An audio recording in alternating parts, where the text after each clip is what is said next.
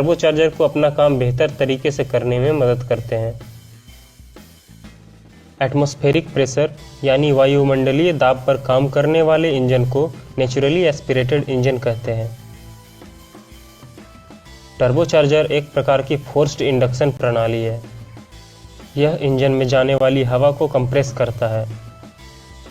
हवा को कंप्रेस करने का लाभ यह है कि इससे इंजन में अधिक हवा डाली जा सकती है और अधिक हवा के साथ अधिक फ्यूल भी डाला जा सकता है, जिससे उसी साइज के नेचुरली एस्पिरेटेड इंजन की तुलना में ज़्यादा पावर बनती है।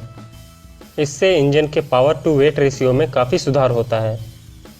इंजन के पावर को बढ़ाने के लिए टर्बोचार्जर इंजन से निकलने वाले एग्जॉस्ट का ही इस्तेमाल करता है। टर्बोचार्जर के दो मुख्य कंपोनेंट होते हैं, टरबाइन और कंप्रेसर। टरबाइन की तरफ टरबाइन व्हील और टरबाइन हाउसिंग होता है।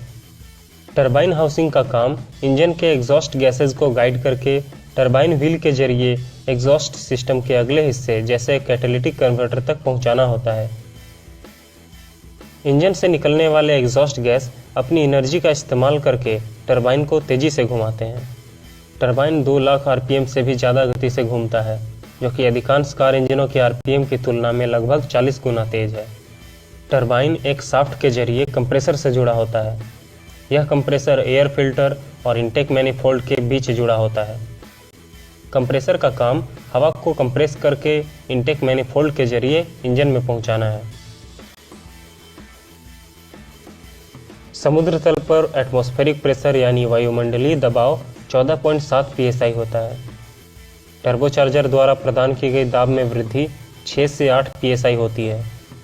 आप देख सकते हैं कि इंजन में लगभग 50% ज़्यादा हवा मिलती है, जिससे इंजन के पावर में 30 से 40% तक सुधार मिल सकता है।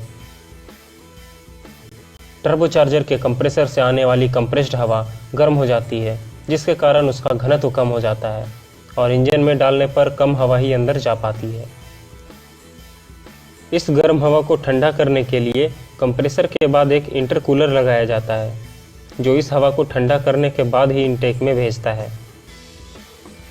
यह इंटरकूलर और कुछ नहीं, बस एक रेडिएटर है जो हवा की गर्मी को वातावरण में छोड़ देता है।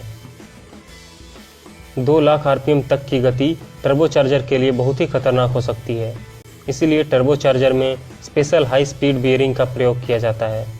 इस प्रकार के बियरिंग एक लिक्विड फिल्म का प्रयोग करते हैं।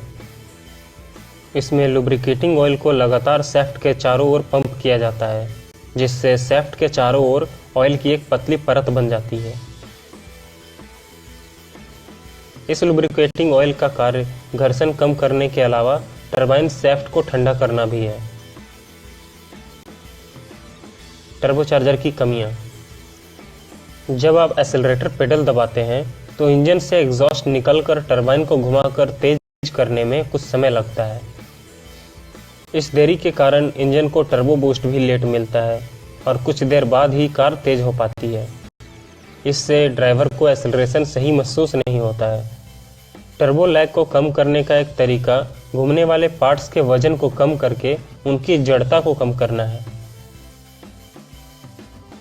सिरेमिक टरबाइन ब्लेड अधिकांश टर्बोचार्जर में उपयोग किए जाने वाले स्टील ब्लेड की तुलना में हल्के होते हैं, जो टर्बो लैग को कम करते हैं। टरबाइन और कंप्रेसर की जड़ता को कम करने का एक निश्चित तरीका टर्बोचार्जर को छोटा बनाना है।